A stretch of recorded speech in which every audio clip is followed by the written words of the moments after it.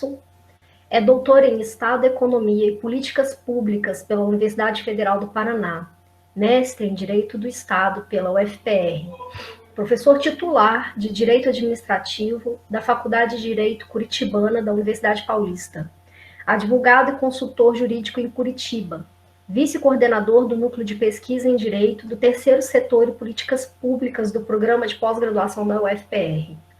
Autor dos livros Terceiro Setor e as Parcerias com a Administração Pública, uma análise crítica, de 2006, com segunda edição em 2010, terceira edição em 2015, e Gestão de Serviços Públicos. Organizador e coautor da obra Direito do Terceiro Setor, Atualidades e Perspectivas, em 2006. Associado fundador do Instituto Edésio Passos. Associado fundador da Associação Brasileira de Juristas pela Democracia, árbitro da Câmara de Arbitragem e Mediação da Federação das Indústrias do Paraná, ex-diretor jurídico da Companhia de Informática do Paraná, a Celepar, especialista em Direito Administrativo pelo IBEG, graduado em Direito pela Pontifícia Universidade Católica do Paraná, no campus de Curitiba, ex-presidente do Centro Acadêmico Sobral Pinto, na gestão de 96 a 97, membro do Conselho Editorial da Revista do Direito do Terceiro Setor. Realizou palestras por todo o Brasil e no México. Já lecionou na pós-graduação na Universidade Nacional Autônoma do México, Escola Superior da Procuradoria-Geral do Estado de São Paulo, Pontifícia Universidade Católica do Paraná, Instituto de Direito Romeu Bacelar, Academia Brasileira de Direito Constitucional, Unicuritiba, Unibrasil, Universidade Positiva e Universidade do Contestado. Foi professor na graduação em Direito na Universidade Positivo, Pontifícia Universidade Católica do Paraná, Uniguaçu e Faculdade de Pinhais. Áreas de interesse, suas áreas de interesse são Direito Administrativo, Direito Constitucional, Ciência Política, Teoria Geral do Estado, Direito Público, Direito do Terceiro Setor, Políticas Públicas, Administração Pública, Gestão Pública, Direito Econômico, Economia Política e Direito Tributário. Bom, feitas as apresentações de praxe, professor Tarso, seja bem-vindo. Estamos aqui para te ouvir com grande prazer. Muito obrigada. Boa noite a todos e a todas. É uma satisfação que eu participo desse evento tão importante da Universidade Federal de Jataí. Gostaria de agradecer o convite formulado pela professora Stael Lima, gostaria de agradecer a apresentação feita pela professora Tatiana. Eu gostaria também de informar a todos, né, que estão assistindo que essa palestra ela está sendo passada ao vivo via Google Meet pela Universidade Federal de Jataí, para quem fez a inscrição, né, num link específico, que eu até divulguei lá na minha conta do Instagram, para quem tiver interesse, acho que ainda, não sei se ainda dá tempo de fazer essa inscrição, para ganhar, acho que daí ganha certificado, né. Mas também gostaria de informar que essa palestra ela está sendo também transmitida pelo Instituto Edésio Passos, é um instituto aqui do Paraná, aqui de Curitiba, em homenagem a um jurista importante aqui do estado do Paraná, que já foi jurista, advogado, político, que, então, há alguns anos atrás, a gente criou um Instituto Edésio Passos para fazer discussões na área do direito sindical, do direito público, né? Então, está sendo televisionado, então, no Facebook e no YouTube do Instituto Edésio Passos. Até se der algum problema aqui no Google Meet, a gente então tem essa possibilidade lá no Instagram, no Facebook e no YouTube do Instituto Edésio Passos. A mesma coisa, então, para quem está me acompanhando, né, no Facebook e no YouTube, agora ao vivo, também, então, ainda existe a possibilidade de acompanhar aqui no Google Meet. É uma satisfação falar para uma universidade federal, né, recentemente criada, pelo que eu soube. Eu sou um defensor da educação pública, universal, gratuita para todos, né, não só primeiro e segundo grau, mas também o terceiro grau, o ensino universitário. Então, é uma satisfação quando eu sou convidado para falar em universidades federais, em universidades públicas, né? Nesse momento complicado que vive o Brasil, tanto na questão política quanto na questão sanitária, econômica, é importante eventos como esse. Bom, o tema do que eu vou falar hoje é sobre a questão da democratização dos meios de comunicação, né? O tema da palestra, o título da palestra é exatamente o mesmo título do livro que eu acabei de publicar, né, que é Democratização dos Meios de Comunicação, Estado, Direito e Políticas Públicas. É um livro que eu acabei de publicar agora em 2020 pela editora FI. É um livro que, se vocês forem lá no site da editora FI ou nas redes sociais da editora FI, vocês vão ter acesso gratuito em PDF a esse livro. Então, a ideia realmente é socializar a informação de forma gratuita. E também, quem quiser, daí, por um acaso, ter o livro físico, né, tem gente que prefere fazer a leitura em livro físico, lá no próprio site da editora FI é possível clicar e fazer uma encomenda para chegar em casa. Até a professora Stael está divulgando aí, aqui no Google Meet, o site da editora FI já para o link exato do livro, em que é possível daí baixar em PDF ou encomendar sem qualquer lucro para o autor ou para a editora, é só encomendar para chegar em casa para ser impresso, né, esse livro, daí com um valor só do preço de custo, né, da impressão e do correio. Bom, esse livro eu publiquei, basicamente é a minha tese, né, minha tese de doutorado. Como foi informado, eu fiz doutorado na Universidade Federal do Paraná, com muita honra, né, muito orgulho. É um doutorado em Estado, Economia e Políticas Públicas. Eu terminei em 2017 com esse tema, né, o tema desse livro. Então, eu defendi em 2017, acabei demorando um pouquinho para decidir pela publicação, e daí acabei decidindo publicar agora, em 2020, bem nesse período em que, né, como está tendo a questão da pandemia, resolvi, para socializar a informação e também para facilitar a vida das pessoas, ter livre acesso, então, em PDF, lá na editora FI. Bom, então, feito esses agradecimentos, também gostaria de agradecer, né, então, o Instituto Edésio Passos. Eu sou sócio fundador do Instituto Edésio Passos. Eu gostaria de agradecer o Instituto Edésio Passos na figura do seu presidente, o advogado André Passos, e também da diretora Raquel, que foi a responsável, então, de organizar isso no âmbito do Instituto Edésio Passos, para que fosse divulgado no seu YouTube e no seu Facebook também ao vivo. Bom, o tema, né? A gente não vai ter, né, uma noite inteira para falar sobre o tema. Não sei se apagou alguma coisa.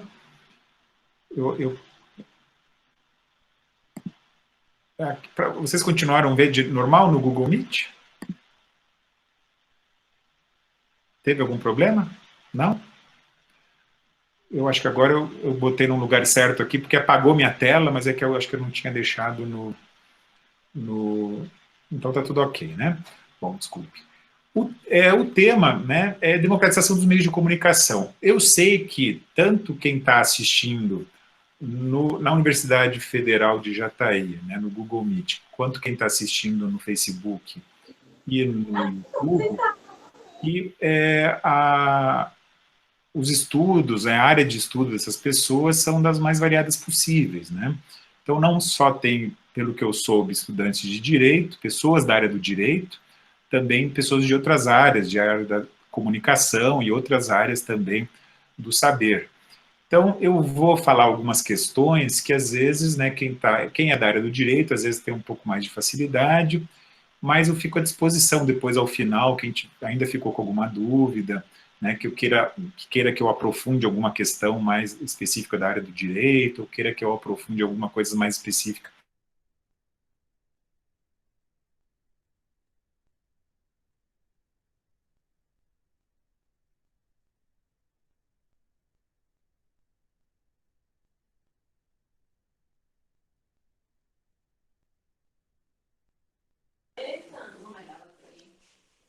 Muitas que marcaram também por causa do frio.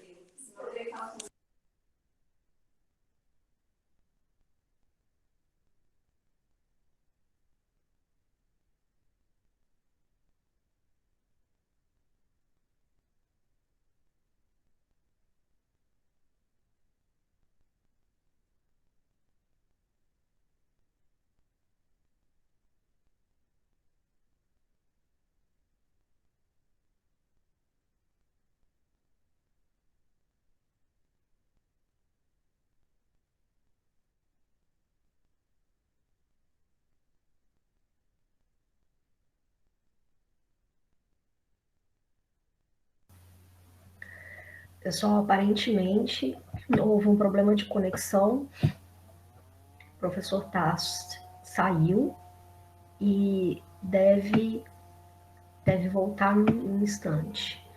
Nós podemos esperar aqui um pouquinho. Quem quiser pode migrar para o canal do YouTube sem problema nenhum.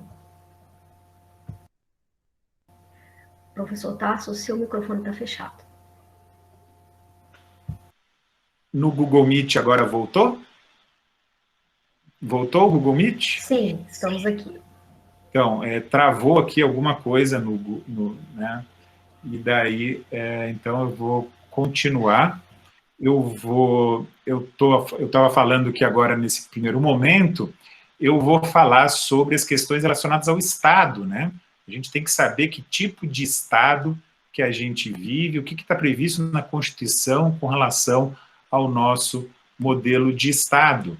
Então, é essencial que quem vai discutir democratização dos meios de comunicação, que tenha em mente que, na verdade, então, o nosso Estado é um Estado previsto na Constituição, que é um Estado social, republicano, desenvolvimentista e democrático de direito. O que quer dizer esse tipo de Estado? O Estado social, quando a gente fala em Estado social, é um Estado que é a antítese do chamado Estado liberal, o Estado liberal na área econômica.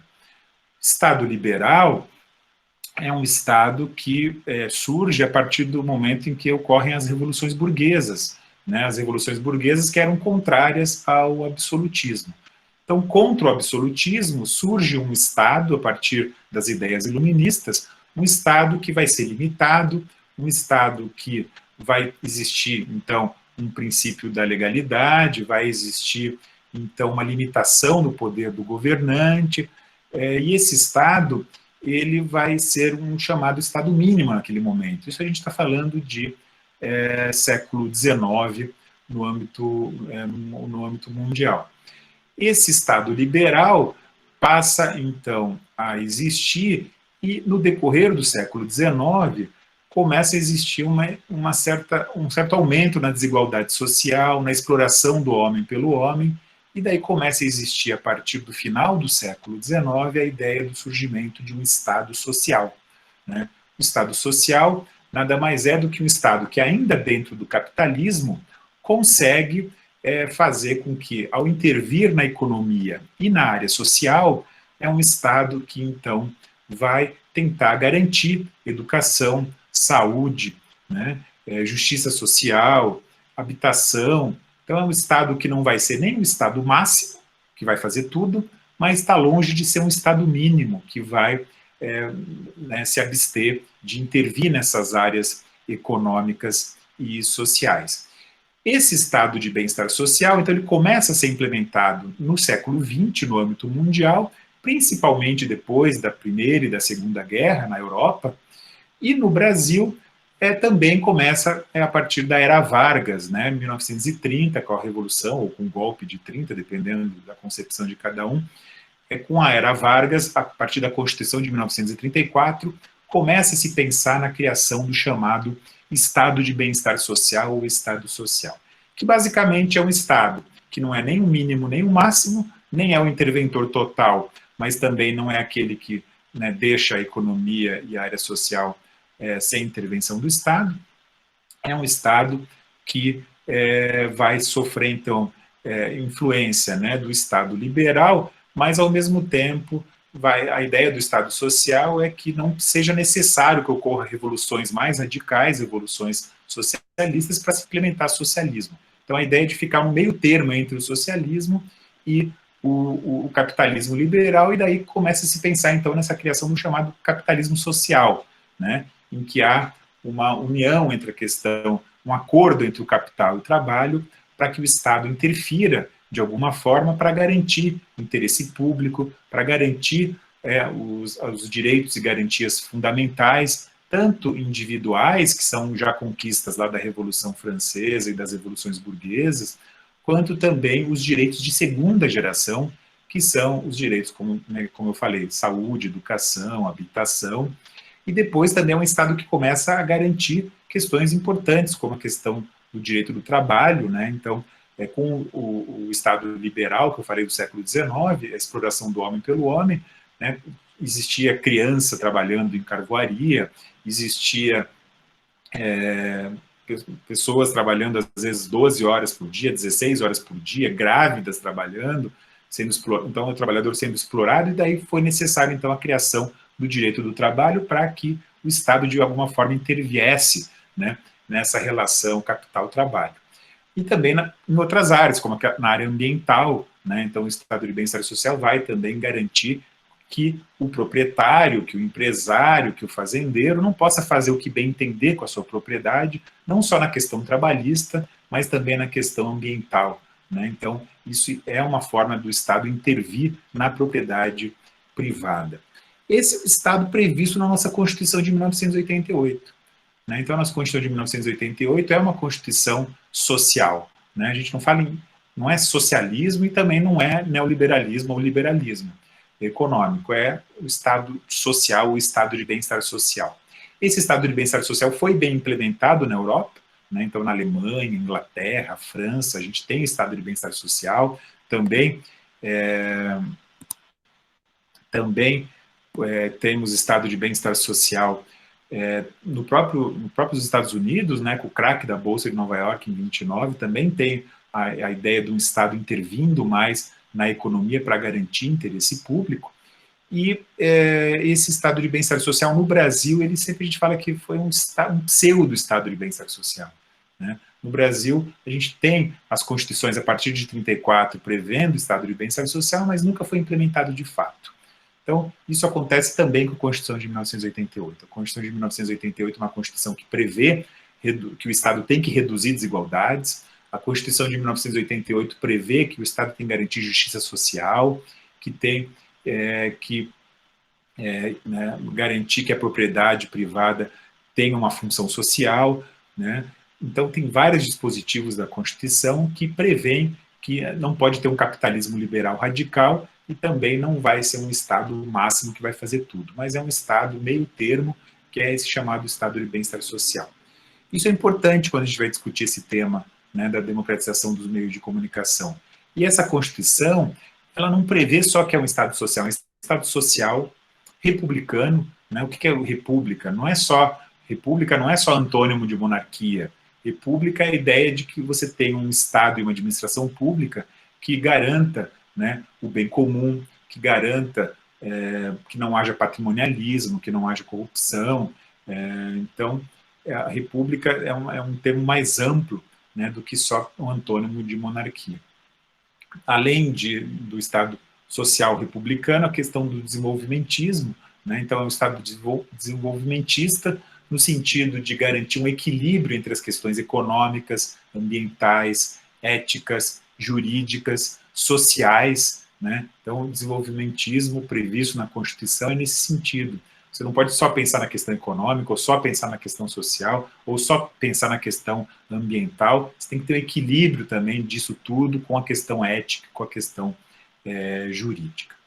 O Estado social, republicano, desenvolvimentista e democrático de direito. Né? O que é o Estado democrático de direito? Democrático no sentido tanto que a gente, com a democracia, tem direito de escolher os nossos representantes, é a chamada democracia representativa, mas também a ideia de que o Estado democrático também vai permitir que a população, ao escolher seu representante, também tenha voz ativa para questionar, né, para decidir sobre políticas públicas durante o mandato, para, às vezes, decidir por meio de audiências públicas, por meio de situações como leis, né, de iniciativa popular, questões de referendos, plebiscitos, né? Então são várias as formas de que existe no Brasil, previsto na Constituição, que a gente tem também, além da democracia representativa, a democracia participativa e deliberativa,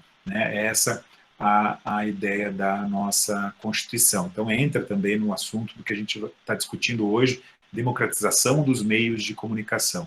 Né? Será que democracia e democratização é só garantia de eleições? Não. Né? Democracia é algo bem mais amplo do que simplesmente a democracia representativa, que foi garantida e é uma conquista importante do Estado liberal, do Estado, né, previsto após as revoluções burguesas, com a influência do iluminismo, mas durante todo o século XX a construção da ideia de uma democracia participativa, uma democracia deliberativa, de uma democracia substancial, né, nos termos lá do professor Celso Antônio Bandeira de Mello, para quem estuda direito administrativo. Bom, e o Estado de Direito, né? É o Estado democrático de direito. De direito em que sentido? O Estado de Direito é um Estado que não vai ter só um grande todo-poderoso, né? Não vai ter um rei todo-poderoso ou só um poder todo-poderoso. A ideia do Estado de Direito é a existência dos três poderes, né? Poder executivo, legislativo e judiciário. Hoje em dia é uma discussão importante sobre essa questão dos três poderes. Esses três poderes eles têm que ser harmônicos e independentes entre si. Não pode ter um poder mais forte do que o outro. Né? Em períodos de fascismo e nazismo, você tem um poder executivo acima dos demais poderes. Né? Então tem que ter um equilíbrio. Numa democracia, de fato, num Estado de Direito, de fato, tem que ter um equilíbrio entre esses três poderes, um fiscalizando o outro, um controlando o outro, e eles também sendo fiscalizados e controlados de alguma forma pela população. Né? Fiscalizados no mínimo. Então, no Estado de Direito, de fato, vai acontecer esse equilíbrio necessário. Ok? Por enquanto, tudo tranquilo. Não está tendo nenhum problema, por enquanto, agora na questão online, né, na questão da internet. Bom, nessa realidade, então, existe então essa discussão sobre a democratização dos meios de comunicação. Uma das conquistas das constituições democráticas é a questão da liberdade. Né? O iluminismo, ele é uma influência, né, para as revoluções burguesas, para a Revolução Francesa, para a revolução que aconteceu nos Estados Unidos, para a revolução que aconteceu na Inglaterra e todos os países, né, que de alguma forma se implementou os ideais iluministas. Então, qual que é o lema lá da Revolução Francesa? Né? Liberdade, igualdade e fraternidade. Então, um dos tripés do iluminismo e da Revolução Francesa é a questão da liberdade. Né? Então, o Estado, a partir do momento em que se acaba o Estado absolutista, tem a ideia, então, de garantia da liberdade. Essa liberdade não pode ser só uma liberdade formal, ela tem que ser uma liberdade substancial, né? E dentro da ideia de liberdade, o Estado tem que garantir, né, ele tem que ser contido e também ele tem que garantir ao mesmo tempo liberdade. Uma das liberdades não é só a liberdade comercial, a liberdade de fazer negócios, mas também a questão da liberdade de expressão. Né? Então, isso é importantíssimo para a noite de hoje, a gente discutir um pouquinho da liberdade de expressão. Então, quando a gente fala em liberdade de expressão, a gente não é só a garantia da liberdade de imprensa. Liberdade de expressão é mais amplo do que a própria questão da garantia de imprensa. Quando a gente fala em garantia de imprensa, a gente está falando, né, dos meios de comunicação que vão ter então, a possibilidade de se expressar de forma livre. Mas quando a gente fala em liberdade de expressão, a gente está garantindo não só que exista imprensa livre, não só que a pessoa que queira fazer um protesto contra o mercado ou contra o Estado, pegue um banquinho e vá lá na esquina e proteste, por exemplo, mas também quando a gente fala em liberdade de expressão, a ideia é que também se garanta, né, o direito à informação do público receptor. A gente tem que garantir que a imprensa seja livre, que as pessoas sejam livres para se manifestar, mas também a gente tem que garantir que a informação chegue ao público receptor. Isso é essencial quando a gente fala em liberdade de expressão. Isso é essencial para a democracia. Uma das características da democracia é que o povo, para poder votar, né, seja bem informado.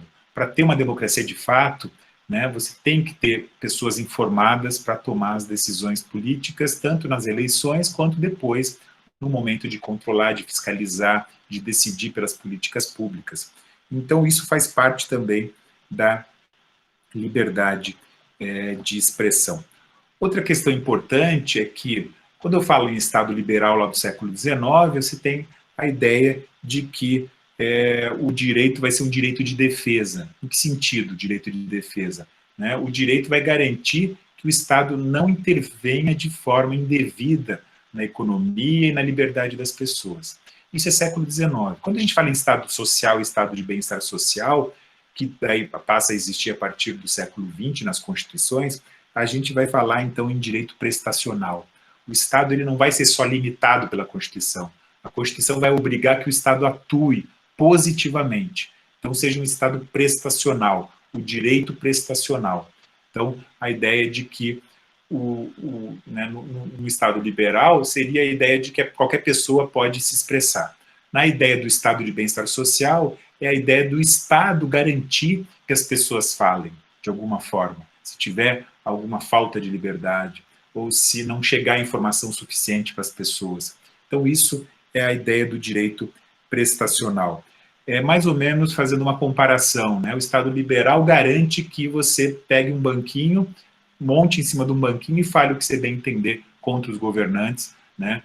Contra o mercado, contra alguma empresa, etc.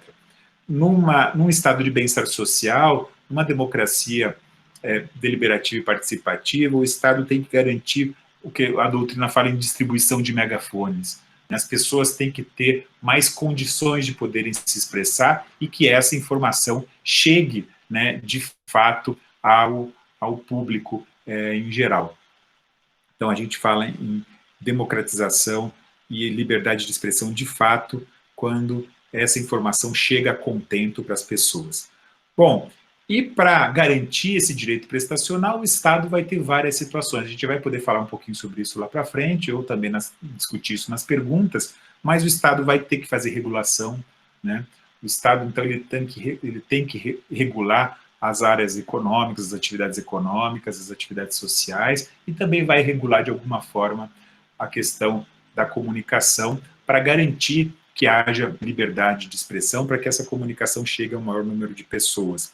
O Estado ele pode fazer fomento, né? O Estado ele pode fomentar a economia, ele pode fomentar a área social, ele também pode fomentar os meios de comunicação para que ocorra um desenvolvimento dessa democracia dos meios de comunicação. Esse Estado democrático ele vai sofrer controle popular, controle social, né? O judiciário hoje existe um controle do judiciário, o Ministério Público hoje é controlado, né? O Executivo é controlado, o Legislativo é controlado, e daí também a ideia é que exista, de alguma forma, a possibilidade de algum tipo de controle ou fiscalização também dos meios de comunicação. Mas eu não estou falando com esse controle que vai haver, por exemplo, censura prévia contra a imprensa. Não, há outras formas de fiscalizar, de fomentar, de regular, sem que haja uma limitação da liberdade de expressão.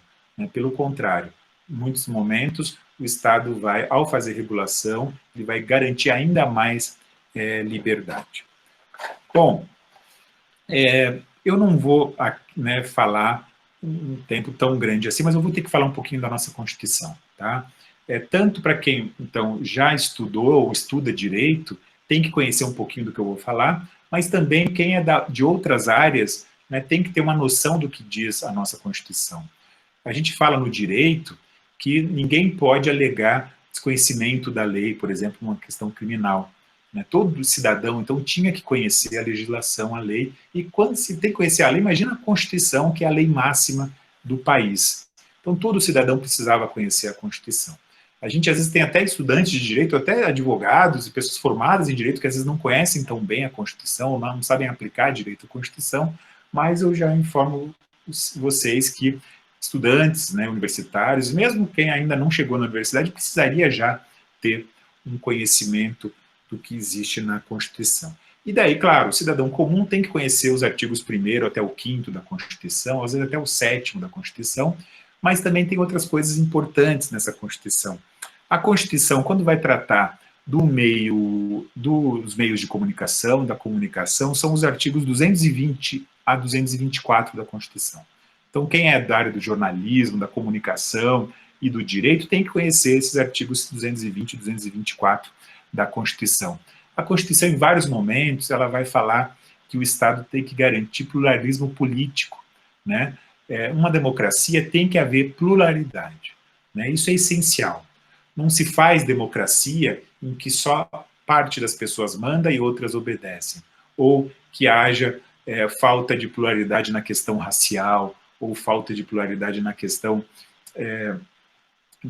a questão do homem, da mulher, falta de pluralidade na questão do índio, na questão GLBTI, na questão dos deficientes físicos. Então, todas essas pessoas, sejam as maiorias ou as minorias, numa democracia, têm que ter voz, têm que ter possibilidade de se manifestar, as minorias têm que ter os seus direitos fundamentais garantidos, né? Não é porque vai existir uma maioria, que essa maioria, porque tem, às vezes, mais força ou um número maior, que essa maioria vai espremer a minoria. Não, pelo contrário. As minorias, numa democracia, de fato, têm que ter os seus direitos resguardados. E quando eu falo aqui em minoria, não sei se todo mundo tem essa noção, mas eu estou falando em minoria política, né? As minorias políticas, não necessariamente, elas são minorias em quantidade, né? Mas elas são minorias em direitos. Então, as mulheres, por exemplo, elas são maioria no Brasil, né? São mais de 50%, mas elas são minorias em direitos. Elas recebem menos, as mulheres recebem menos, principalmente na iniciativa privada, né? Pelo menos 20% a menos do que os homens. As mulheres têm menos representação política. Então, no Congresso Nacional, a gente tem 90% de homens e só 10% de mulheres. Então, isso é uma forma de ser minoria na questão de direitos, né? Então, por isso que são importantes os movimentos feministas, que não estão dizendo que as mulheres têm que estar acima dos homens. Não. O movimento feminista só está dizendo que é o básico, que é um dos lemas da Revolução Francesa, que é a questão da igualdade, né? Igualdade de direitos, né? Igualdade de direitos entre homem e mulher. Isso também vai se aplicar na questão do negro, né? Os negros no Brasil, eles são maioria em quantidade, só que eles são minorias em direitos, né? Até pouco tempo atrás, existia escravidão no Brasil. Então, existe então a necessidade de que essas minorias tenham seus direitos garantidos pelo Estado. Bom, e também, então, isso vai passar, esse pluralismo político, ele também tem que ser garantido dos meios de comunicação. Você não pode ter meios de comunicação que vai só representar os ricos, ou que só vai representar a população branca, ou que só vai representar a população heterossexual, né? Então, você tem que ter na televisão, no rádio, nos meios de comunicação, na internet, nos jornais impressos, nas revistas, uma pluralidade maior para garantir pluralismo político previsto na Constituição. A Constituição fala em redução de desigualdades, né? Redução de desigualdades é um papel do Estado. Então, você não pode ter desigualdade também na questão dos meios de comunicação, teria que ter uma redução dessa desigualdade que existe na questão do poderio das grandes TVs, grandes rádios, grandes provedores, grandes canais da internet. Você teria que ter uma melhoria nessa questão da força dessas grandes TVs, rádios e sites de internet com relação a quem está embaixo, quem às vezes não consegue ter, né, acesso a se expor as suas ideias numa TV, numa rádio ou nos meios de comunicação em geral. Então, essa questão da redução das desigualdades e da igualdade também é algo previsto na Constituição e é algo que tem que ser garantido também pelo Estado. Função social da propriedade, né, a Constituição, uma das conquistas do Estado liberal é a propriedade privada. No capitalismo existe propriedade privada. Agora, as pessoas não podem fazer o que bem entenderem com essa propriedade privada. Então, você tem propriedade privada que tem que cumprir função social, né? Está previsto na Constituição. Ao mesmo tempo que garante a propriedade privada, que é uma conquista do Estado liberal, essa propriedade privada tem que garantir função social, tem que ser utilizada, então você não pode ter uma propriedade privada que vai destruir o meio ambiente, ou que vai escravizar os seus trabalhadores, ou uma empresa ou uma propriedade privada que vai desrespeitar questões de direito ambiental ou direito urbanístico. Então, essa propriedade vai ter que garantir função social. E a propriedade dos meios de comunicação também tem que garantir função social de alguma forma. A Constituição fala também em favorecimento às pequenas empresas, né? Então, o nosso capitalismo não é um capitalismo liberal do cada um por si, não. A Constituição diz que tem que ser feito políticas públicas para favorecer pequenas e médias empresas. Isso também tem que passar na questão dos meios de comunicação. Respeito às crianças e adolescentes, né? A Constituição fala em prioridade absoluta para as crianças e adolescentes.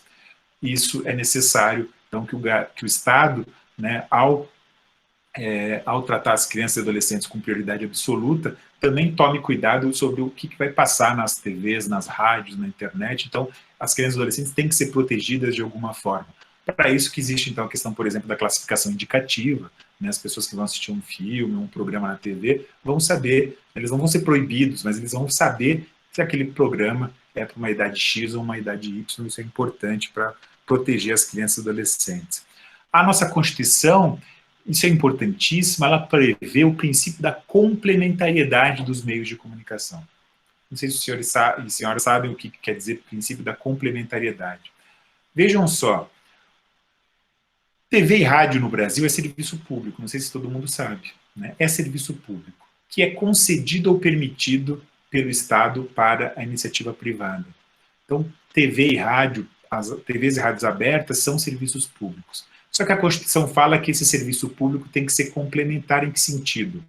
Teria que ter, numa complementariedade entre esses serviços, TVs estatais do Estado, 1/3 de TVs estatais, teria que ter 1/3 de TVs públicas, que a Constituição fala, que são as TVs que são entidades sem fins lucrativos, com uma participação popular maior na sua programação, estilo, por exemplo, uma BBC de Londres, e 1/3 das TVs e rádios abertas tinham que ser privadas. Quando no Brasil, né, a maioria das TVs e rádios abertas vão ser privadas. Então já há um desrespeito aí no que diz a Constituição, né? Sendo que teria que ter mais TVs públicas, mais TVs estatais, no sentido complementar, e não um poderio tão grande das TVs privadas. O que acontece hoje nas TVs brasileiras, TVs abertas brasileiras? Você tem um domínio de quatro grandes, né, que é a Globo, o SBT, a Record e a Band, que basicamente têm a mesma ideologia econômica, por exemplo. Então, na questão econômica, essas 4 TVs têm a mesma ideologia, né? As 4 TVs, por exemplo, defenderam a reforma trabalhista, que tirou direitos dos trabalhadores. As 4 TVs grandes do Brasil defenderam a reforma previdenciária, que também tirou direitos dos trabalhadores. As 4 TVs grandes defendem, por exemplo, as privatizações, né, que para muitos isso retira também direitos das pessoas. Então vejam que na área econômica elas têm o mesmo discurso, né? Claro, nas questões morais, nas questões religiosas, daí essas TVs têm diferenciação, né? A gente tem, por exemplo, uma TV Globo e uma TV Bandeirantes, que na área moral e na área política é um pouco mais progressista, né? As TVs SBT e Record daí tem um viés mais conservador na questão dos direitos políticos, dos direitos individuais, nessa interferência da religião sobre a política, outras questões que a gente pode discutir depois nas perguntas. Mas vejam que isso faz com que haja pouca pluralidade, né? Pouca pluralidade nos meios de comunicação. Não há uma complementariedade, domínio quase que total das TVs privadas. É quase que natural, né? Uma TV privada vai sobreviver como? Ela tem que buscar lucro. Ela vai ter lucro com o patrocínio dos seus patrocinadores, né? Os seus patrocinadores, quem são? São os grandes bancos, grandes empresas, que vão querer, claro, que essa TV não questione, né? Uma TV, um jornal nacional, por exemplo, um jornal da Record, não vai questionar de forma mais veemente a questão dos bancos que os patrocinam. Ou mesmo uma TV menor que tem lá um patrocínio das telhas Eternit não vai fazer uma matéria contra as telhas de Eternit. Então, essa questão da busca do lucro pelas empresas privadas de comunicação, rádio e TV, acaba fazendo com que elas sejam menos questionadoras de algumas situações. E claro, tem um problema também, às vezes, delas receberem dinheiro público e daí não questionarem o governo que as está patrocinando. Isso também é um problema sério. Bom, como eu falei para vocês, rádio e TV no Brasil, então, é serviço público. Então, o regime de concessão ou permissão. O Estado repassa para os particulares, né, o direito de prestar esses serviços públicos. Não sei se todo mundo sabe como é que funciona, eu vou falar rapidamente, mas no Brasil, então, é o presidente que outorga essa concessão ou permissão. Essa outorga tem que passar por uma decisão do Congresso Nacional. O Congresso Nacional ele vai apreciar, então, essa concessão ou permissão. Essa concessão ela vai durar 10 anos para as rádios abertas, né, e 15 anos para as TVs. Então, de 10 em 10 anos para as rádios e 15 em 15 anos, tem que fazer uma renovação dessa concessão. O presidente vai tomar essa decisão de prorrogar ou não, mas o Congresso, para não renovar, o Congresso tem que ser escutado. Então, para não ter uma renovação de uma concessão de rádio e TV no Brasil, o Congresso, 2/5 do Congresso tem que concordar com a decisão de não renovação. Então, por exemplo, isso aí não está na mão só do presidente da República, o Congresso Nacional também toma a decisão se vai renovar ou não essas concessões. O que acontece na prática é quase que uma renovação automática dessas concessões. E para ter cancelamento, né, para ter rescisão antes do prazo dessas concessões de rádio e TV, daí é só por decisão judicial. Então, o presidente da República e o Congresso Nacional não pode, eles de forma unilateral, decidirem cancelar, rescindir um contrato de concessão de TV e rádio no Brasil. Tem que ter uma decisão do Poder Judiciário. A Constituição também fala em direito de resposta, né? Então, as pessoas têm direito de resposta nos meios de comunicação. Então, se uma TV, uma rádio ofende algum agente ou alguma pessoa, essa pessoa pode conseguir na justiça o direito de resposta, né? Então, já aconteceram casos, por exemplo, na capa da revista Veja, na capa da revista Isto É, pessoas que foram ofendidas por aquele meio de comunicação conseguiram direito de resposta, conseguiram se defender por decisão judicial. Talvez o direito de resposta mais famoso do Brasil de todos os tempos é aquele direito de resposta que o Leonel Brizola, né, conseguiu no Jornal Nacional. Então a gente tem aquele vídeo famoso, né, quem se interessa por assuntos políticos e assuntos do meio de comunicação, tem lá aquele vídeo famoso que é o Cid Moreira lendo uma carta do Leonel Brizola, falando mal do Roberto Marinho e da Globo, em pleno horário nobre do Jornal Nacional, quando o Jornal Nacional tinha ainda mais poder do que tem hoje. Isso é direito de resposta que está previsto constitucionalmente e tem também legislação sobre essa questão. Vejam que a Constituição ela proíbe, né, a censura, não pode ter censura prévia, né, dos meios de comunicação, mas pode ter interferência na programação. O Estado pode, de forma democrática, interferir na programação em algumas situações específicas. Por exemplo, propaganda de cigarro, bebidas alcoólicas, remédios e agrotóxicos. A Constituição e a legislação prevê que há uma limitação com relação à questão de horário, ou determinadas propagandas não podem acontecer. Então, isso é um tipo de limitação que tem previsão constitucional, né? Então, a gente já teve para alguns heróis nacionais que tinham no peito lá propaganda de um cigarro. Então, um monte de gente morreu com câncer, né, às vezes influenciado por heróis nacionais na área de Fórmula 1, por exemplo, que divulgavam propaganda de cigarro. Ou tinha propagandas lá do cowboy, né, todo bonito, todo fortão, né, que era o cara que fumava bastante. Então, isso acabou, né, depois a gente tem na legislação e na Constituição a previsão de que tem que ter limitação para essa questão das propagandas de cigarro, de bebida. Então, você não pode ter propaganda de bebida alcoólica durante um horário de um programa para criança, por exemplo. E também a Constituição prevê que não pode ter oligopólios e monopólios, né, na questão dos meios de comunicação.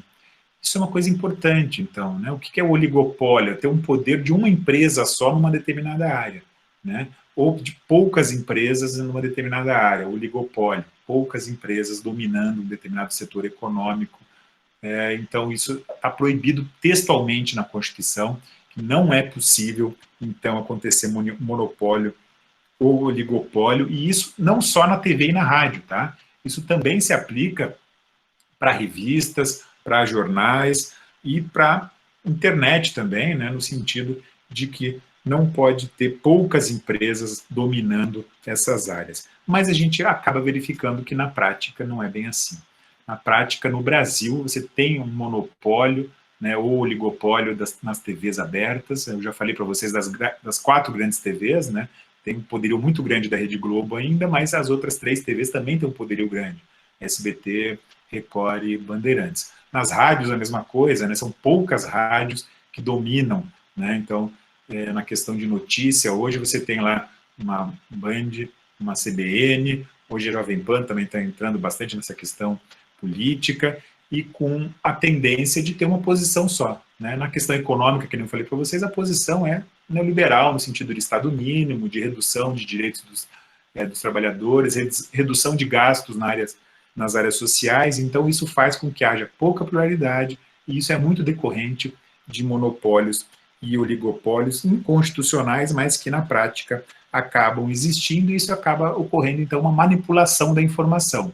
E essa manipulação da informação acaba gerando então uma limitação da liberdade de expressão. Lembram lá que eu falei para vocês? Liberdade de expressão não é só eu poder pegar o meu banquinho e falar lá na esquina contra o governo, ou contra o prefeito, ou contra o governador, ou contra uma empresa X ou empresa Y.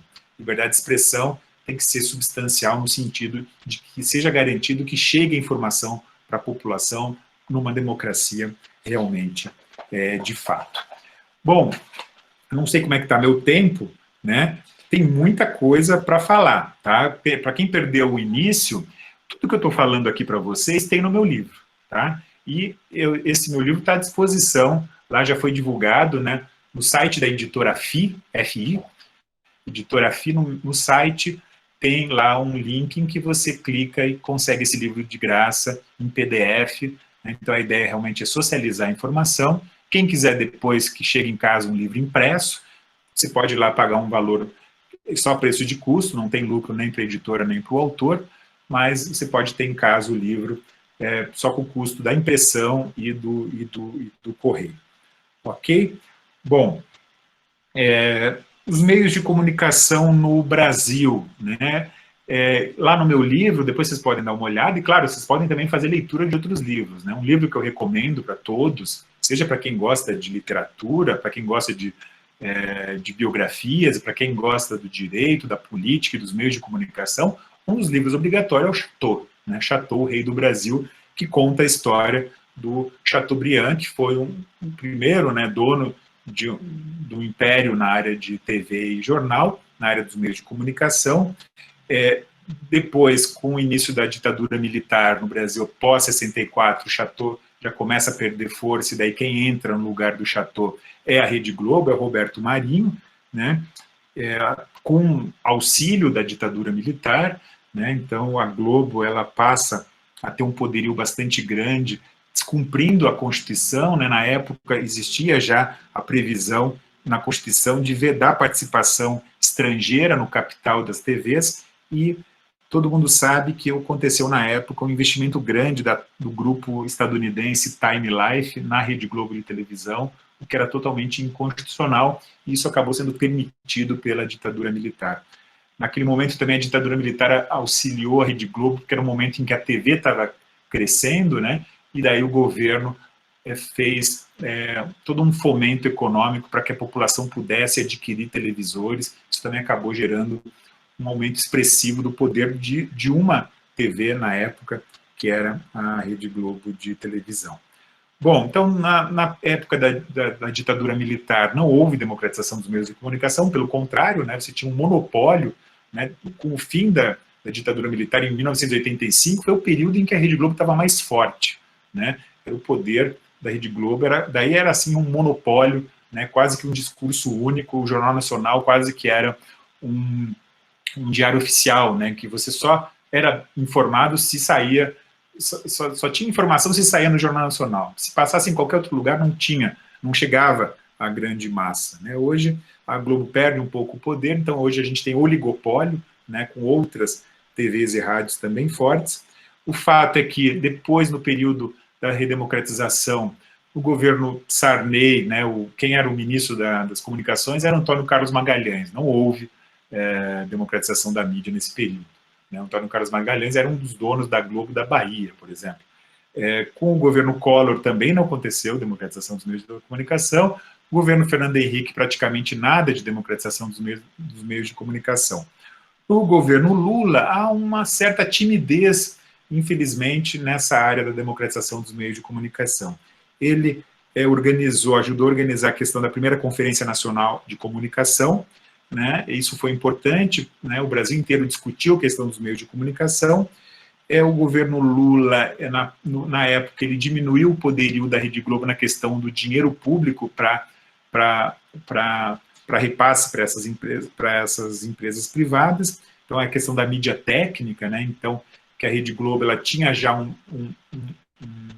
Ibope menor, uma audiência menor, então ela também ganhou menos dinheiro do governo a partir do governo Lula. Só que o governo Lula ou não deu tempo, ou não teve coragem suficiente, ou não foi possível, em face, talvez, das denúncias do Mensalão, não conseguiu implementar a democratização da mídia, as ideias que foram discutidas lá na Conferência Nacional de Comunicação. O governo Dilma, o primeiro governo Dilma foi muito tímido, né? A Dilma, no começo do governo, ela tinha a ideia de que a democratização dos meios de comunicação se fazia pelo controle remoto, que é uma posição liberal, econômica e conservadora nessa área dos meios de comunicação. Você não faz democratização da mídia só com controle remoto, você não pode deixar na mão só do usuário fazer a escolha e isso vai democratizar de alguma forma. Não. Ela percebeu que ela errou, ela tinha daí a proposta de democratização dos meios de comunicação para o segundo mandato, né? Mas daí no segundo mandato, todo mundo já sabe, é uma história recente, praticamente ela não conseguiu governar, desde o primeiro dia que ela foi reeleita, um sujeito dizendo que ia acabar com a corrupção, não reconheceu ela nas urnas, e praticamente não existiu o governo Dilma no segundo mandato, ela não conseguiu implementar aquilo que ela queria com relação à democratização dos meios de comunicação. Depois, com o governo Temer e agora o governo Bolsonaro, então que daí sim acabou de vez qualquer possibilidade. Alguns me perguntam, que tema interessante que você escolheu, né, nesse livro para discutir. Pois é o tema do meu doutorado, né? O meu doutorado eu comecei em 2014. Era um período em que isso estava fervendo, essa questão da democratização dos meios de comunicação, né? A gente tinha garantido já questões mínimas sociais e econômicas, o Brasil estava crescendo, tanto na questão econômica quanto na questão social, e daí a gente podia pensar, vamos aprimorar ainda mais a democracia, vamos democratizar os meios de comunicação. E eu fui querer estudar isso no meu doutorado, né? E daí, né, infelizmente, aconteceu tudo o que aconteceu nos últimos tempos, e hoje a gente perdeu tanta coisa na questão dos direitos sociais, direitos trabalhistas. A nossa democracia está em bancarrota, né? A gente está passando por um período muito conturbado na questão democrática, com fortes perigos de ruptura democrática, infelizmente.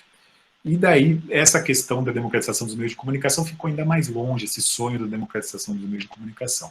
Mas é um tema importante, né, que se não vai ser hoje que vai acontecer, quem sabe um dia a gente consiga implementar a democratização dos meios de comunicação. Eu não vou aqui ter tempo para falar de todas as propostas, né? Eu jogo lá várias propostas, né, que doutrinadores, que pessoas dos movimentos sociais, que estudiosos da área têm sobre essa questão dos da democratização dos meios de comunicação, como ter agência reguladora, ter a questão de canais públicos, o incentivo estatal de ter mais canais públicos, de ter fomento, né, para pequenas empresas de comunicação, pequenas empresas na área de comunicação e imprensa. Isso está tudo lá no meu livro, a gente não vai ter tempo de fazer uma análise, né, de cada uma dessas propostas.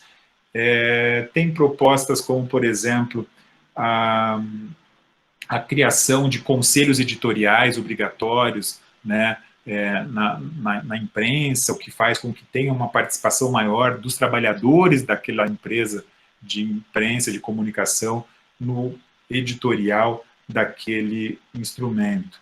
Fomento às pequenas empresas, né, se o BNDES fomenta grandes empresas nas mais variadas áreas econômicas, por que não fomentar também as pequenas empresas de comunicação, pequenos sites? Isso também poderia ser um auxílio que o Estado vai fazer por meio de políticas públicas importantes. O controle social, né, o controle social que já existe junto aos poderes, também teria que ter um controle social também dos meios de comunicação, não no sentido de censura, né, mas no sentido de ter uma participação realmente da população na questão da programação de uma TV, de uma rádio ou de um meio de comunicação, e outras propostas mais que vão existir, que estão lá no meu livro. Eu recomendo, está aberto isso lá no site da editora FI. Bom, e para terminar, foi minha tese, né, de doutorado. Eu entendo que muita coisa da democratização dos meios de comunicação já está, então, previsto na Constituição e já tem legislação suficiente para se fazer essa democratização. E daí, por atos administrativos do Poder Executivo, muita coisa do que eu escrevo no livro já seria possível de se fazer na área da democratização dos meios de comunicação. Mas há realmente uma dificuldade que se isso aconteça, seja em governos progressistas, né, de acontecer democratização por meio de atos, ainda mais agora em governos mais neoliberais ou governos, né, antidemocráticos, como, por exemplo, o atual. Então, a ideia e a minha conclusão final do livro é de que, por meio de atos administrativos, algumas coisas da democratização dos meios de comunicação são possíveis de serem implementadas. Então, a questão de limitar monopólio e oligopólio já é possível de ser feita por ato administrativo. Você não precisa de lei, não precisa de alteração constitucional. A questão de proibir que parlamentares, que deputados e senadores sejam donos de rádios e TV, isso já está previsto na Constituição, e isso poderia ser feito pelo Poder Executivo, essa limitação. O Poder Executivo poderia garantir uma complementariedade maior, que existissem mais TVs e rádios do estilo de uma BBC de Londres, ou mais rádios e TVs comunitárias, com fomento, né, para que haja um equilíbrio maior, uma pluralidade maior nisso tudo. Bom, basicamente é isso. Acho que o meu tempo já meio que está acabando. A ideia era falar, né, até mais ou menos umas 8 horas da noite, e agora me parece que eu vou abrir, então, para perguntas, tá? Eu vou abrir para perguntas com prioridade para a Universidade Federal, aqui para o link da Universidade Federal do Jataí, mas também, se não tiver perguntas aqui, eu também abro para o Facebook e para o Facebook e para o YouTube do Instituto Edésio Passos. Então, para quem perdeu o começo, né, essa palestra está sendo feita para a Universidade Federal de Jataí, numa plataforma própria da universidade, mas também está sendo divulgada para o Instituto Edésio Passos no YouTube e no Facebook. Bom, gostaria então de agradecer imensamente a Universidade Federal de Jataí, gostaria de agradecer a organização feita pelo Instituto Edésio Passos e ficar à disposição então das perguntas. Muito obrigado mesmo e fico agora à disposição. Um abraço. Professor Tarso, muito obrigada mais uma vez pela palestra excelente, lúcida e tão cheia de conhecimento.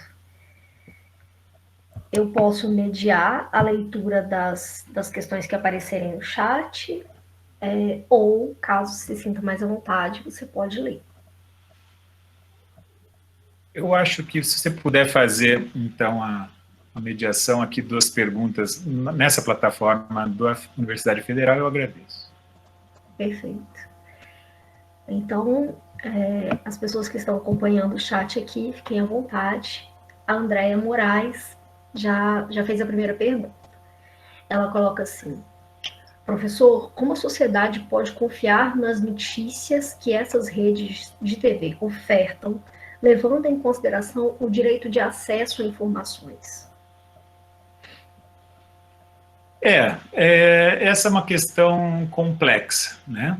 Porque é aquela questão do biscoito lá da bolacha do Tostines, né? A gente não sabe se a bolacha é crocante porque vem demais ou vem demais porque a bolacha é crocante. Então, questão de como confiar nos meios de comunicação. As pessoas, se tivessem a gente fala, né, num preparo político maior, um conhecimento político, uma vivência política maior da população, essa população não se deixaria tanto enganar, né, por fake news que vão existir na imprensa, vai existir na TV e na rádio, a fake news que vai existir na internet, né? A gente brinca lá, a nossa tia, o nosso tio lá que manda alguma fake news, às vezes sem verificar a fonte no WhatsApp ou nas redes sociais. Então, como fazer, né? A gente não tem muito que inventar a roda, né? Na verdade, falta, né, no Brasil que realmente a educação seja garantida para todas, a informação chegue ao maior número de pessoas. Só com muita educação e muita informação chegando para as pessoas, elas vão poder conseguir, com essa informação que teria que ser plural, né, as TVs, as rádios, os jornais, as revistas e os portais de internet teriam que garantir, né, com pluralidade, que a informação das mais variadas ideologias chegassem ao maior número de pessoas. Mas quando você tem, né, TVs e rádios só com um pensamento neoliberal na economia, ou quando você tem um poderio de portais de internet com determinado, né, que defendem uma ideologia X ou uma ideologia Y, isso acaba gerando falta de informação, falta de vivência política, falta de conhecimento político da população, e daí acaba sendo uma população mais passível de acreditar numa fake news ou de ser influenciada por uma ideologia X ou uma ideologia Y, né, que seja informada num portal de internet, numa rádio ou numa TV.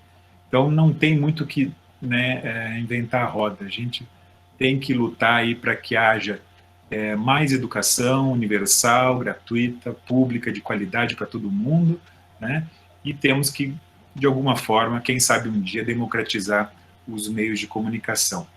Sem isso, e com uma vivência política maior, o interesse político maior da população, sem isso, vai acontecer, né, de existir, que a gente chama lá da manada, né, das pessoas que vão acabar acreditando, né, em mentiras, em fake news, o que é uma pena, né? A gente teve agora um presidente que foi eleito baseado basicamente em fake news, né? Então, não é algo muito alentador com relação ao nosso futuro próximo, né? A gente estava numa construção dessa democracia, né, e agora a gente está num período de dificuldades democráticas e não vejo num curto espaço de tempo uma melhoria nessa situação, né? Mas sou um otimista no médio prazo e longo prazo, eu sou um otimista. Aproveitando, professor Tarso, esse aspecto das fake news, né? Está sendo discutido se as fake news são passíveis de ser criminalizadas. Né? Qual a sua opinião sobre isso? Desculpa, mas ficou meio ruim. Você poderia repetir a pergunta? Ficou meio ruim no finalzinho. Claro. Eu perguntei a sua opinião sobre a criminalização das fake news. Ah, sim. A questão da criminalização. Bom, isso é uma discussão que daria para ficar uma noite inteira, uma semana inteira discutindo só essa questão, tá? Tem essa questão criminal que o pessoal do direito gosta de discutir. Deixa eu só ver aqui. Deu um probleminha aqui. Só um pouquinho. Aí, voltou. Bom, essa questão criminal é a seguinte. Os penalistas, os juristas na área do direito penal, eles têm um entendimento que eu concordo, que não é aumentar a pena que vai gerar uma diminuição de crimes, né? Então, não é você aumentar uma pena de 10 anos para 20 anos que a pessoa que vai cometer um crime vai tomar uma decisão, não, eu ia ficar só 10 anos na prisão, mas agora que é 20 anos que eu vou ficar na prisão, então eu não vou cometer esse crime. Os estudiosos do direito, uma ala menos punitivista, então vai ter essa visão de que às vezes não adianta criminalizar mais, que a lei aumente penas ou crie penas. Isso, infelizmente, não vai diminuir a existência de crimes. Então, eu sou um pouco cético com relação a essa questão de criminalizar quase tudo, dizer, não, é só botar na lei lá que vai ser crime, então que isso não vai acontecer na prática. Então, me parece que a saída não é do direito criminal, né? A saída é de outras formas, né, para diminuir a fake news. Você teria outras formas por meio de políticas públicas, por meio de democratização dos meios de comunicação, por meio de fomento, por meio de situações em que não passa pelo direito penal. Então, eu sou meio cético de que seja o direito penal que vá garantir, seja diminuição de corrupção, seja diminuição de crimes, né? Não é com um aumento de penas que a sociedade vai melhorar. Então, isso passa aí por outras políticas públicas necessárias e não vejo, então, que vai adiantar alguma coisa você criar a figura de um crime, a fake news, e não vai ser isso que vai fazer com que ela não ocorra na prática. Não é possível existir fake news na época eleitoral e nem por isso que não ocorreram fake news nas últimas eleições, por exemplo. Então, não adianta fazer proibições ou criminalizar sem as devidas fiscalizações, sem as devidas melhorias em outras políticas públicas necessárias. Obrigada. E continuando, a Júlia pergunta: como o senhor entende o limite para manifestações de juízes nas redes sociais em matéria política? Bom, o Poder Judiciário ele não pode se intrometer na questão da política partidária, né? Então, não podem ser filiados a partidos políticos e eles não podem, então, entrar no jogo da política partidária propriamente dita, né? Então, a gente no direito vai dizer que é um problema quando há uma judicialização da política e também é um problema quando há uma politização do judiciário. E o que é o que mais a gente vê na prática, né? É o que a gente sempre temeu, né? Então, que é a existência de magistrados, de juízes que acabam querendo se intrometer na questão política, o que é complicado.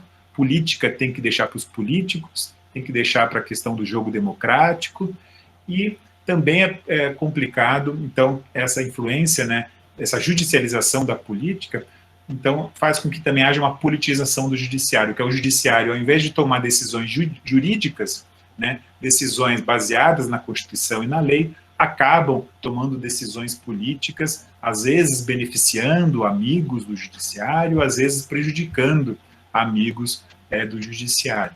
Então, isso também é algo problemático. O judiciário, ele antes não tinha qualquer tipo de controle. Depois da reforma do judiciário dos anos 2003, se eu não me engano, foi criado o Conselho Nacional de Justiça, que faz com que haja um controle um pouco maior do Poder Judiciário com relação a essas situações, né? Mas ainda é tímido, né? Esse controle do Judiciário é importante. Esse controle do Judiciário melhorou, por exemplo, o nosso Tribunal de Justiça aqui do Estado do Paraná. Esse controle do Poder Judiciário via CNJ, ele tem uma participação de pessoas da sociedade civil, mas é ainda bastante tímido, né? Então acaba existindo ainda um exagero da judicialização da política e da politização do judiciário, né? Isso aconteceu, vários exemplos recentes, que eu não vou precisar aqui falar, né, de cada um deles.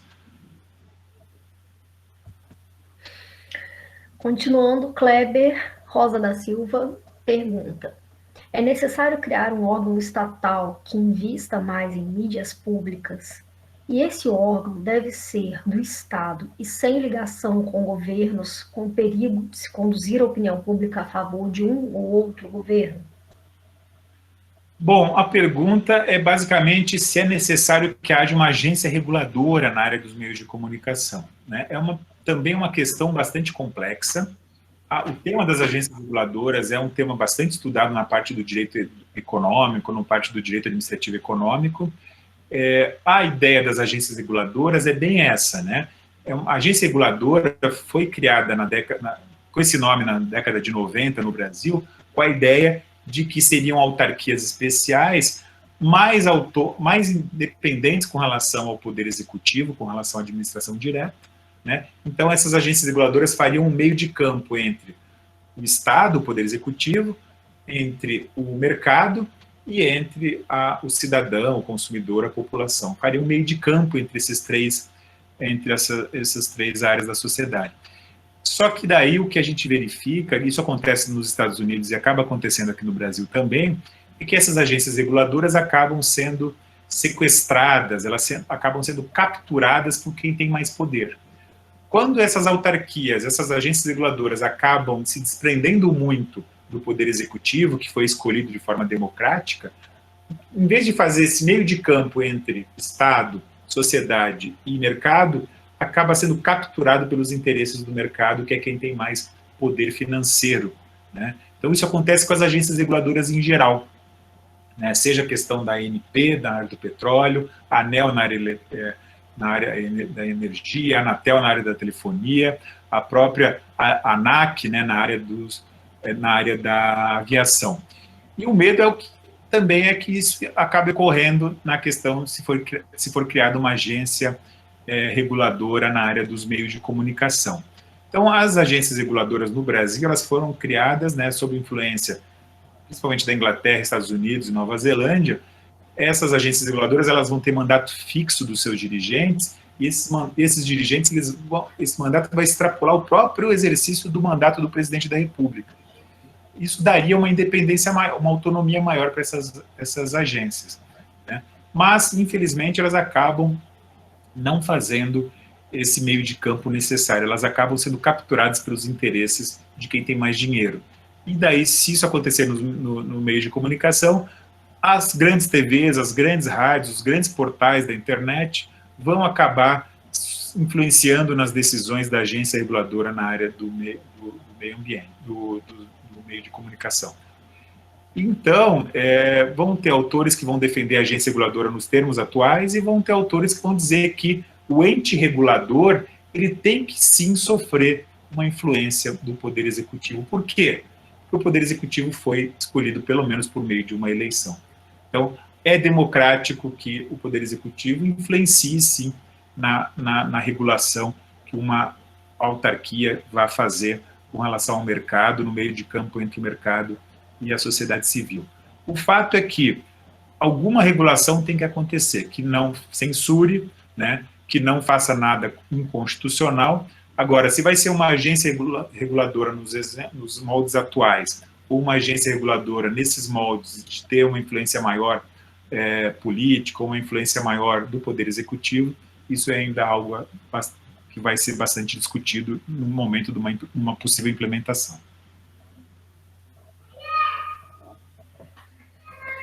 Wesley Ayu pergunta: professor, tem como alguma rede de mídia pública também ter parte dela privada?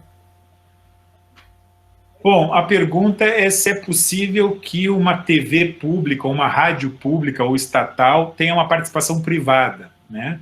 Então, isso é mais ou menos uma pergunta na área do direito administrativo, que é a minha área que eu gosto, né? No direito administrativo, quando você cria uma empresa estatal, é possível criar uma empresa estatal do tipo empresa pública, que é 100% estatal, e é possível criar uma empresa estatal do tipo sociedade de economia mista, que daí tem uma participação privada no seu capital.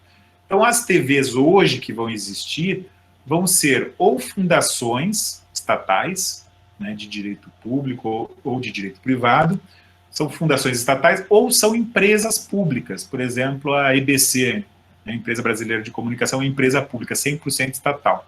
Mas não há impedimento que se crie uma sociedade de economia mista na área de comunicação. Então, é possível, sim, que, pelo menos teoricamente, juridicamente, é possível. Eu não me lembro de ter um exemplo prático, seja no âmbito federal ou em algum estado, mas é possível, sim, juridicamente, você ter uma sociedade de economia mista que preste serviços de comunicação na área de TV ou rádio.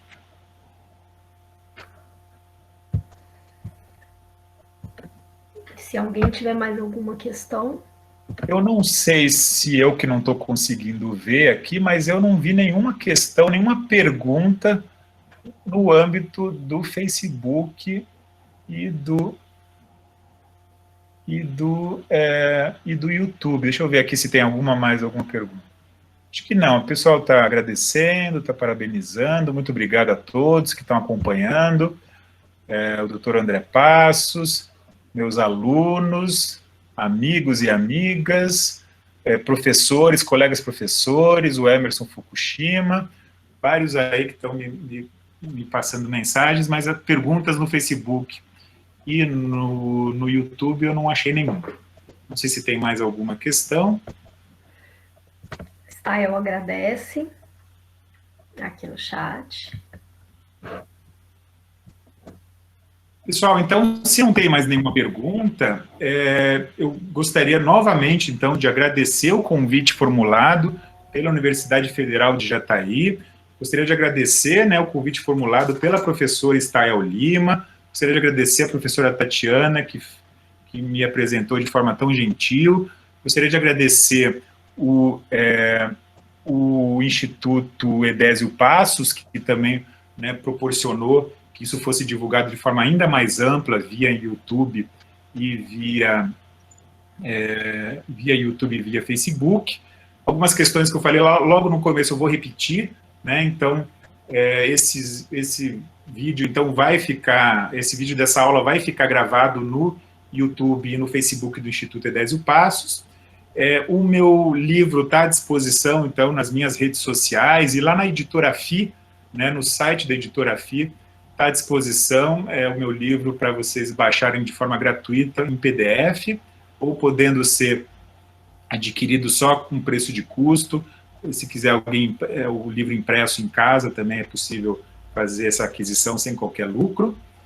E gostaria, então, de agradecer a presença, as perguntas e todo mundo aí que ficou até essa hora me escutando. Parabenizar, então, os organizadores e ficando à disposição aí nas minhas redes sociais para quem quiser ainda conversar mais um pouquinho sobre esse assunto, ok? Muito obrigado mesmo. Somos nós que agradecemos, professor Tasso. Foi um prazer te ouvir. Obrigada pela palestra, como eu já disse, lúcida, muito esclarecedora, muito conteúdo. Muito obrigada por ter aceito o nosso convite, por ter passado essas horas aqui conosco. Esperamos encontrá-lo futuramente em outras oportunidades. Eu fico à disposição. Muito obrigado, viu? Um abraço para todos e todas. Grande abraço, boa noite. Boa noite. Até semana que vem.